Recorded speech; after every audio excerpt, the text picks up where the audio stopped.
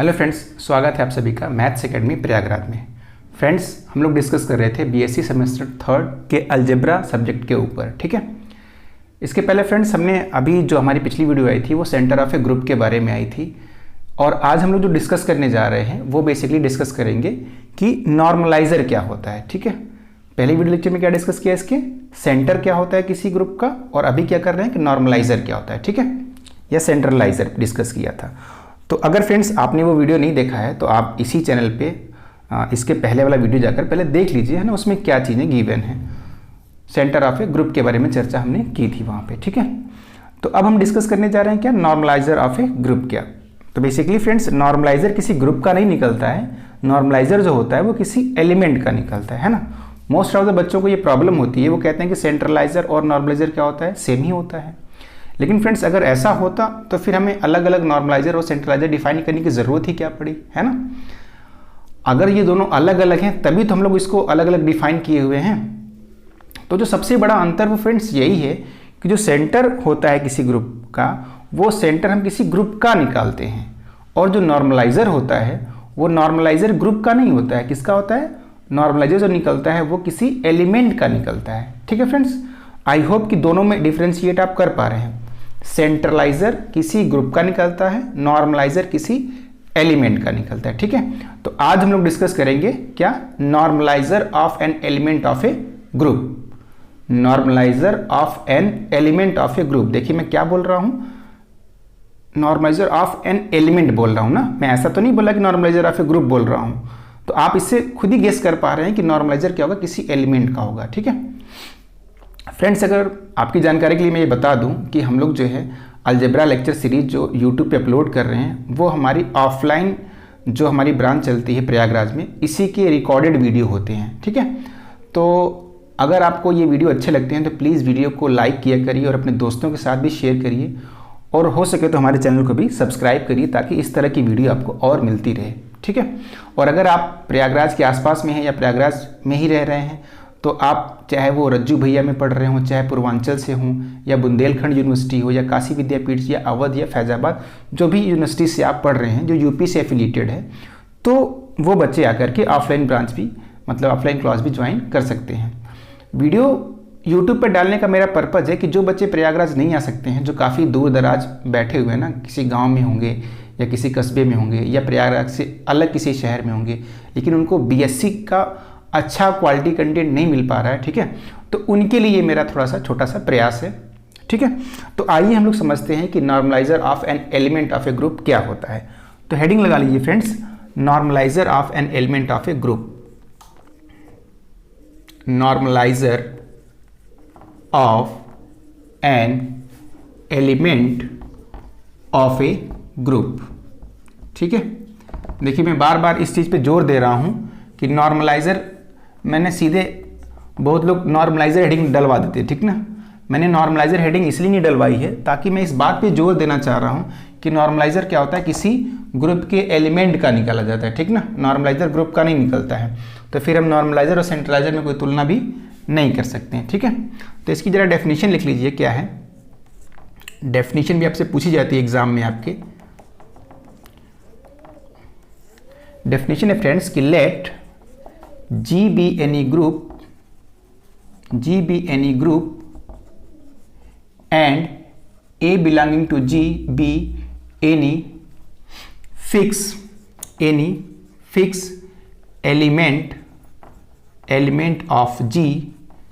element of G, then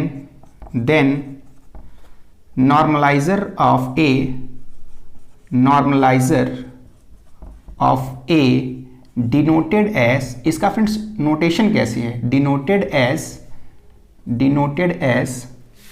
NA। ठीक है, NA, and defined as NA is equals to X belonging to G, या X such that X belonging to G and AX equals to XA for all X belonging to, for all.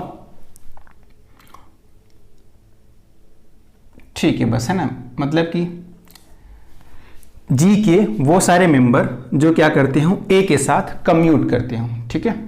Normaliser of ए का मतलब क्या है कि जी के उन सारे मेंबरों का कलेक्शन है फ्रेंड्स, बेसिकली ये जो एलिमेंट ए के साथ क्या करते हैं, कम्यूट करते हैं, तब हम इस सेट को क्या बोलेंगे, नॉर्मलाइजर ऑफ ए बोलेंगे फ्रेंड्स, ठीक है।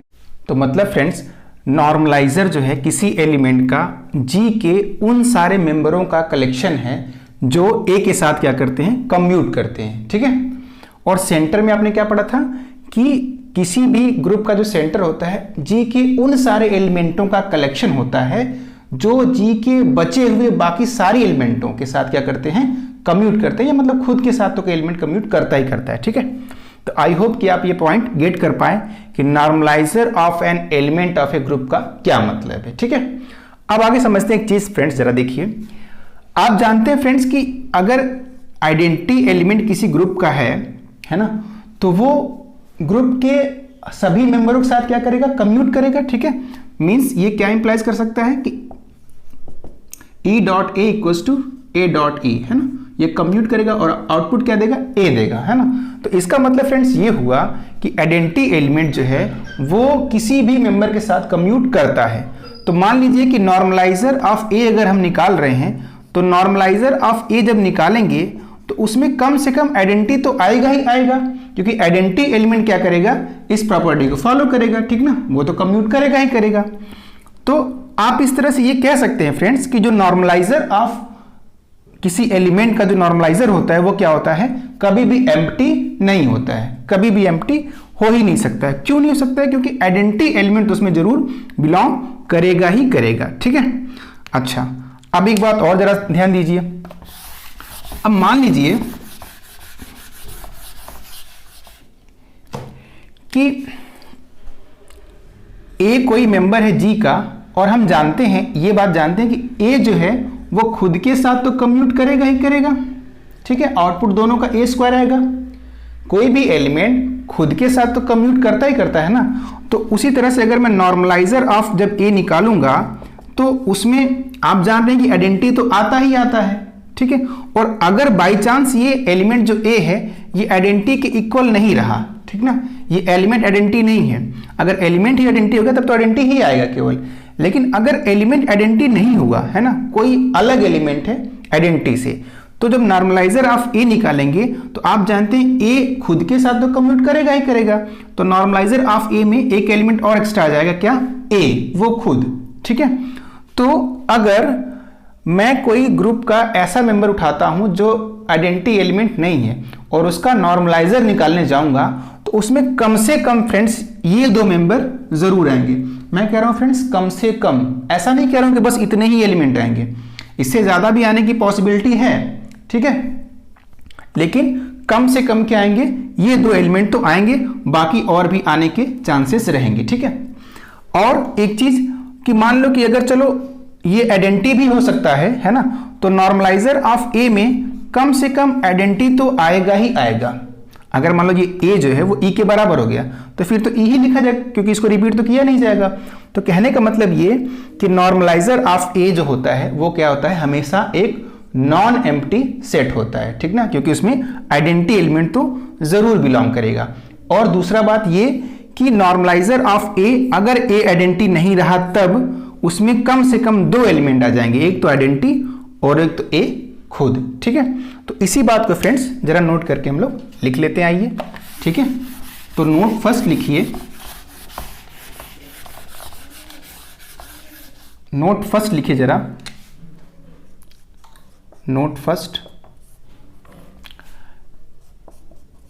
Normaliser of any element of G always a non-empty set, ठीक है। आप ये पॉइंट गेट कर पाए क्योंकि उसमें आइडेंटिटी एलिमेंट तो बिलोंग करेगा ही करेगा, ठीक है। और दूसरा नोट नंबर 2 लिखिए कि if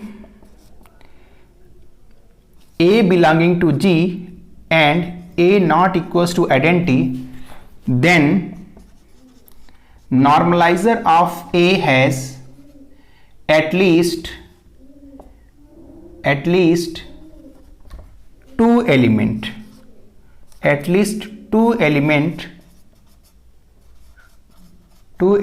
E and A itself। ठीक है, ये बात भी आप दिमाग में रखेंगे कि अगर मैं किसी ऐसे मेंबर का नॉर्मलाइजर निकाल रहा हूं जो आइडेंटिटी नहीं है, तो उस केस में उसके नॉर्मलाइजर में एक तो आइडेंटिटी एलिमेंट आएगा और दूसरा कौन आएगा, ए आएगा। क्योंकि आप देख रहे हैं कि आइडेंटिटी एलिमेंट किसी भी एलिमेंट के साथ कम्यूट कर जाएगा और कोई भी एलिमेंट खुद के साथ तो कम्यूट करता ही करता है फ्रेंड्स। ठीक है, तो आई होप कि आप ये मेरा पॉइंट गेट कर पाए कि ये क्या है। ठीक है, तो फ्रेंड्स अगर ये वीडियो आपको अच्छा लगा तो प्लीज़ वीडियो को लाइक करें और अपने दोस्तों के साथ शेयर करें, और अगर आप चैनल पे पहली बार आए हैं फ्रेंड्स तो प्लीज़ आप चैनल को जो है सब्सक्राइब भी कर लें, क्योंकि ऐसा करने से फ्रेंड्स हमें थोड़ा मोटिवेशन मिलेगा, जिससे हम और इस तरह के फ्री कंटेंट आपके लिए ला सकेंगे। जैसा कि मैंने वीडियो के स्टार्टिंग में ही बताया फ्रेंड्स कि हम लोग जो है प्रयागराज ब्रांच में ऑफलाइन क्लास लेते हैं। उस ऑफलाइन क्लास की हम लोग रिकॉर्डेड वीडियो आपको ऑनलाइन भी अपलोड करने का प्रयास करते हैं, जिससे जो बच्चे प्रयागराज से दूर किसी यूपी के स्टेट यूनिवर्सिटी में एडमिशन लिए हुए हैं उनको थोड़ा हेल्प हो सके। जैसा कि आपको पता है कि आपके दिसंबर में एग्ज़ाम है, तो हम लोगों का टारगेट है कि हम लोग नवंबर के लास्ट वीक तक इस अलजेब्रा लेक्चर सीरीज को फिनिश कर लें और उसके बाद हम लोग अपना जो पार्ट बी है मैथमेटिकल मेथड्स वो भी स्टार्ट करें। ठीक है फ्रेंड्स।